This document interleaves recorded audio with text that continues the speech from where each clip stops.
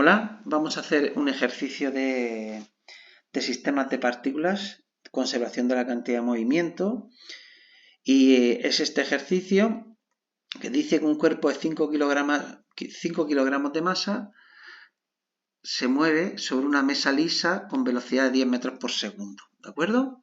Entonces, pues podríamos poner, por ejemplo, aquí, podríamos poner el primer cuerpo.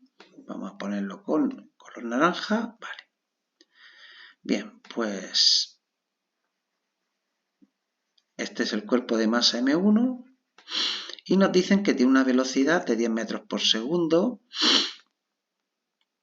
y la ponemos aquí. Velocidad 1, 10 metros por segundo.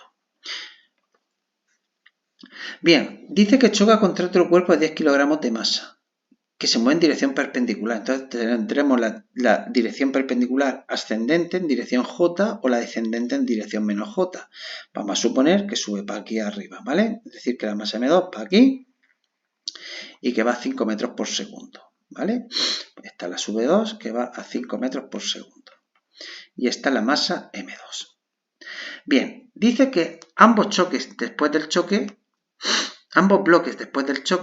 quedan unidos. Entonces quedan unidos las dos como una sola partícula y salen ambos unidos, se desplazan juntos. Entonces, bueno, me piden ya todo, es decir, ¿hacia dónde irá la partícula suma de las dos? Bueno, pues esta es la velocidad que tenemos que calcular. Entonces, ¿cómo se hace el ejercicio? Pues bien, no sabemos ni la velocidad final, ¿vale?, de la partícula, ni tampoco sé el ángulo que forma. Vamos a ver cómo se haría. Bien, aplicamos el principio de conservación de la cantidad de movimiento. ¿Qué dice el principio de conservación de la cantidad de movimiento? Bien, como sabéis, existen en física 4 bloques, 4 herramientas básicas que cualquier físico tiene que ver, tiene que saber. Unas son las leyes de Newton, ¿vale? Que son leyes, no se demuestran, funcionan en el universo, perfecto. Otro es el teorema de conservación de la cantidad de movimiento. Otro es el teorema de conservación de la energía o teorema de las fuerzas vivas y otro el teorema de conservación del momento angular. Con estas 4 herramientas, una persona, un físico, debería hacer cualquier ejercicio, ¿vale? Es cierto que de vez en cuando existen otras formulitas, pero básicamente el corazón de la física es esto. Entonces, pues bueno, esto es un ejercicio donde chocan las dos partículas y como vemos aquí el sistema, si lo aislamos del universo, un proceso, aislar significa considerar todo esto como un sistema de dos partículas, es decir, que todo esto es una partícula en sí.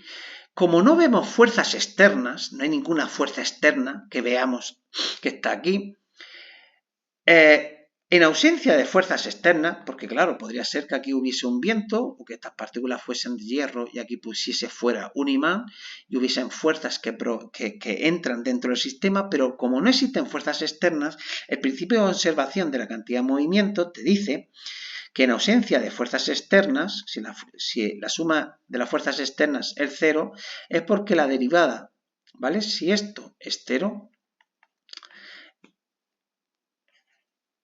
0 vector, es porque la derivada de la cantidad de movimiento respecto al tiempo del sistema también tiene que ser igual a 0. ¿Qué es la derivada, la cantidad de movimiento del sistema? La cantidad de movimiento del sistema es una magnitud física que se define como el producto de la masa por la velocidad.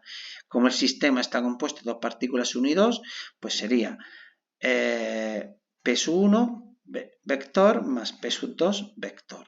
Es decir, sería la derivada respecto al tiempo de M1 V1 más M2 V2, que se mantiene constante. Es decir, si esto es igual a 0, es porque lo que hay aquí es una constante. Es decir, que M sub 1 por V sub 1 en un instante cualquiera, ¿vale? Esto lo voy a llamar cantidad de movimiento antes, en un instante, tiene que ser igual a la cantidad de movimiento en un instante después, que normalmente se coge ya como es instante cuando ya han chocado. P antes es igual a P después. Fijaros que esto nace de un principio de conservación de la ley de Newton, porque sabéis que la ley de Newton no es fuerza es igual a masa por aceleración, no, está en la manera simple de verla. La ley de Newton es que la fuerza es la variación de la cantidad de movimiento del sistema, es la derivada respecto al tiempo de la masa por la velocidad.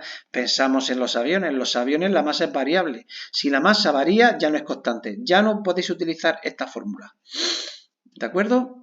Bien, bueno, aplicamos ya el ejercicio y decimos, pues la cantidad de movimiento antes es igual a la cantidad de movimiento después, ¿no? Conservación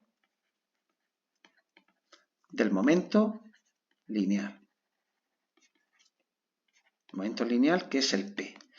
Pues tienes que 5, que es la masa 1, ¿vale? Voy a poner M1, V1 más M2, V2 es igual a M1 más M2, porque dice que acaban los dos juntos, por una velocidad que es igual. Daros cuenta que esto, a fin de cuentas, es como si lo tomaseis por separado, que la M1 sale con una velocidad V y que la M2 sale con la misma velocidad.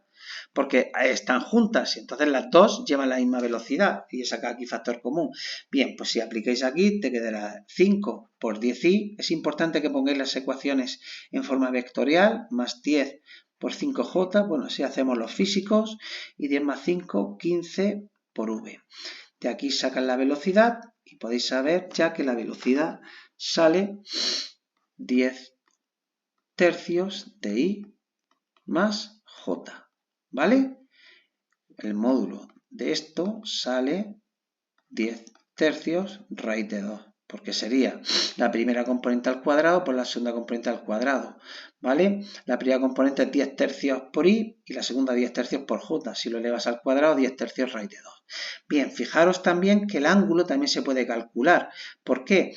Porque la tangente del ángulo es igual a la v sub i partido por la v sub x. ¿Qué vale la v sub i? 10 tercios de j, 10 tercios en la componente j, 10 tercios.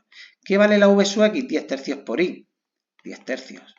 ¿Vale? Me refiero a 10 tercios por i, esto es la vx, 10 tercios por j es la componente i. 10 tercios entre 10 tercios, 1. ¿Qué ángulo tiene como arco tangente 1? 45 grados. Pues ya sabemos que la velocidad es 10 tercios raíz de 2, formando 45 grados. Vale, esta es la primera parte del ejercicio. Y ahora vamos a terminar la segunda. Ya hemos calculado la velocidad, la dirección y la gran pregunta. ¿Se conserva la energía cinética? Dicho de otra manera, la energía cinética del primero más la energía cinética del segundo es igual a la energía cinética de la suma de las dos masas por la velocidad. Ya os dije que la mayoría de los choques en el universo, los choques son inelásticos, pierden energía. Todo choque pierde energía. Pensar que cuando chocan dos masas, los átomos vibran, despiden fonones. Cuando chocan dos cosas, frótate las manos y sale calor, se disipa energía. Es decir, cualquier choque lleva asociado una pérdida de energía. Solamente si el profesor o la persona que hace el estudio quiere suponer que el choque es elástico, entonces la energía cinética antes y después es la misma. Pero si no te dicen nada, no lo puedes saber. ¿Cómo se calcula la pérdida de energía? Pues mirad, la pérdida de energía dirías tú, inicialmente ¿qué energía lleva? La voy a poner aquí. La energía, suponiendo que solamente tiene energía cinética, no existe otros tipos de energía, es decir que no existe atracción gravitatoria ni potencial electrostático porque estén cargadas, simplemente están en el vacío. Imaginaos que está en el vacío y ya está. Sería 1 medio de m sub 1, v sub 1 cuadrado, más 1 medio de m sub 2, m sub 2 cuadrado. Esto sería la energía cinética antes, en el instante 1. ¿Cuánto vale la energía cinética después? Pues 1 medio de la suma de las dos masas por la velocidad al cuadrado, que es esta v al cuadrado, que ya hemos visto que vale 10 tercios raíz de 2. ¿Son iguales? No. ¿Por qué? Porque es 1 la energía cinética. Podemos calcular así, la energía cinética final, que voy a poner aquí, es un 2, es energía cinética 2, energía cinética en el instante 1. Cuando os digo aquí, me refiero a instante. E sub C1 es en el instante 1, ¿vale? Y E sub C2 me refiero a la energía cinética en el instante 2, ¿vale? Esto es importante porque estamos haciendo un abuso de notación y estamos llamando a las partículas con los índices 1 y 2 y aquí he puesto energía cinética 1, esto es instante, ¿vale? Es lo que se llama el antes y el después. Bien, pues si a la energía cinética final le resto la energía cinética inicial, esto es el calor. Si calculáis esa diferencia, ya os digo yo que tiene que salir, si no me he confundido, tiene que salir menos 625 tercios de julio. ¿Por qué menos? Porque como se ha perdido energía en el choque, la energía cinética final tiene que ser más pequeña que la inicial antes, porque se pierde energía en el choque.